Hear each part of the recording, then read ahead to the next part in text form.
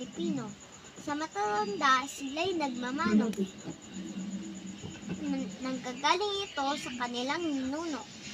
Kabaitan taglay ng mga Pilipino. Sila'y magalang, kayo ay matulungin, kami ay makadiyos, tayo'y masiyahin.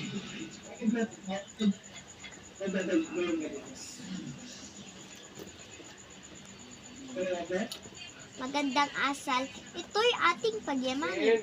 Araw-araw ito'y ating pagyamanin. Sandali lang. Bakit? Okay, sige pa. Tapos. Ang bata ito'y at ang mga tungkulin.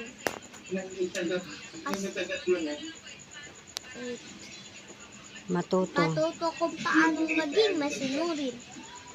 Kasi Lahat. lahat ng asal hindi pwedeng bilhin. Ito ay kasing ganda ng tatlong bituin.